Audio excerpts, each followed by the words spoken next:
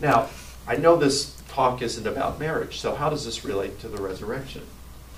Well, you see, Paul, this is a perfect, clear example of Paul refusing to do what skeptical scholars so often accuse the early Christians of doing.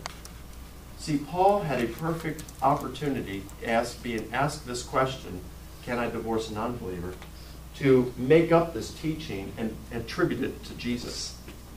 But he didn't do it. A lot of scholars will say much of what we read in the Gospels today, much of what we read in early Christian literature, Jesus never said.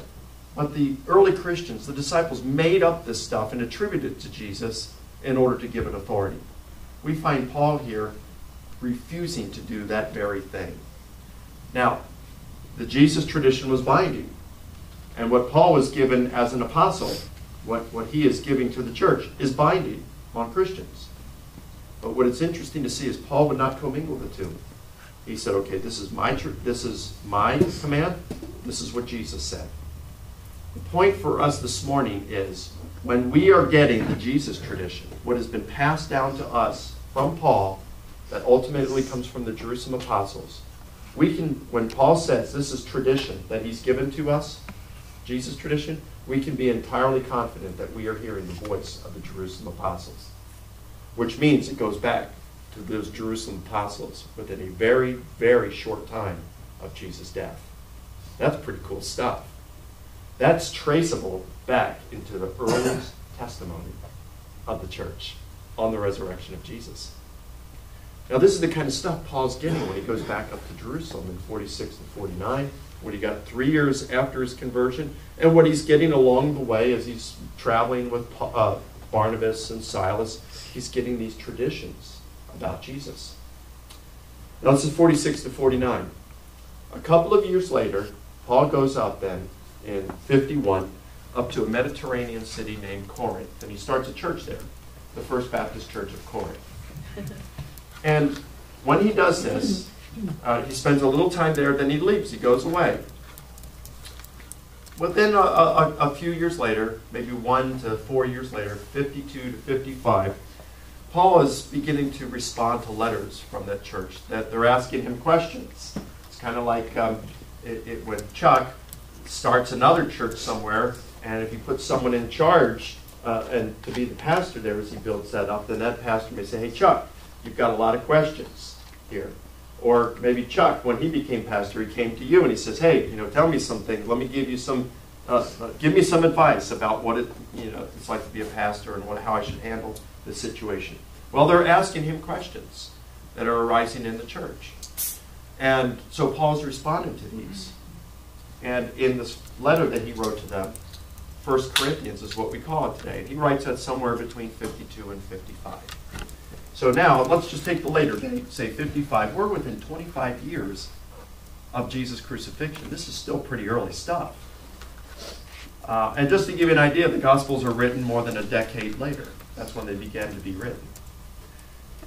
Now, here's what, in chapter 15 of 1 Corinthians, they're asking him several questions about the resurrection, the future resurrection of believers. And Paul tells them that the future resurrection of believers is going to be like Jesus' resurrection was. And so he goes to Jesus' resurrection. And in chapter 15, verses 3 through 8, this is probably the very earliest tradition in Christianity that we have of the resurrection of Jesus that we celebrate today.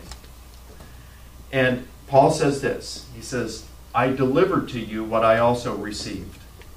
Now those two terms, delivered and received, were later used by the rabbis as technical terms for the imparting of oral tradition. So that gives us something very clear right now, that Paul is giving them the oral tradition that he had received from the apostles. There's some other clues in there too. There's what's called parallelisms. Now today, if I were to say something like, amazing grace, how sweet the sound that saved a wretch like me. I once was lost, but now I'm found. Was blind, but now I see. You'd know right away that that was a hymn of some sort. Not only because you've heard it before, but because there's a rhythm to it, and because the ends rhyme. They had things like that in antiquity too. One of those devices was called parallelism. And that's where you go long, short. Long, short. Now listen what Paul says here. I delivered to you what I also received. That Christ died for our sins according to the Scriptures. And that he was buried. And that he was raised on the third day according to the Scriptures. And that he appeared. You see the parallelism?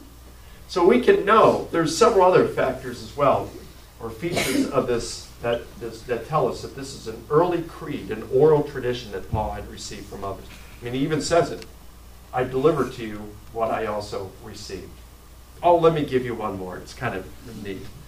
A few verses later, when you drop down to verse 12, Paul says, after talking about the resurrection, he says, this is what we preached, and this is what you believed. Now, the term, this doesn't distinguish it in our English New Testaments, but in Greek, the term that Paul uses for preach in verse 12 is kerugma. And that means an official proclamation. It's also in verse 14. So, and we call it kerygma. It's the official apostolic proclamation. Now, Paul says, that earlier he says, I'm going to give to you the good news that we preached to you beforehand. And he uses a different word for preach there. He uses euangelizomai, which just means to give good news. But now, after giving this creed, he uses kerygma. In other words, I just gave you the official and formal proclamation of the apostles here. So that's a giveaway that it was oral tradition. So again, verses 3 through 8, we can be entirely confident that this is some of the earliest tradition that's coming from the apostles on the resurrection of Jesus. So when he writes this in 52 to 55, he says, I delivered to you what I also received. When did he deliver it to them? In 51 when he was at the church. And when did he receive it? Well, of course, before then, right? So he's receiving it, let's say, within 20 years of Jesus' crucifixion. And it comes from the Jerusalem church. Again, certifiably, we have the official and formal proclamation of the disciples on the resurrection of Jesus. This is what they were preaching.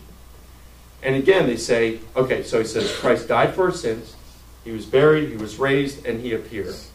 And then they add about who he appeared to, Paul adds.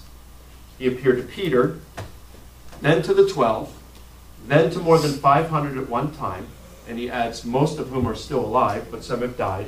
In other words, Paul's saying, hey, these people are still around. You can ask them about this appearance. Most of them, although some of them have died and gone to be with the Lord, most of them are still around, and you can talk to them about it. That's cool. Wouldn't that be neat if we could do that today? And then he says, then he appeared to James, then to all the apostles, and then Paul adds to that. Last of all, as the one untimely born, he appeared also to me. Now here we have 3 individual appearances and 3 group appearances. The individual appearances to Peter and James, whom Paul had met with on 2 occasions. So we've got primary testimony here.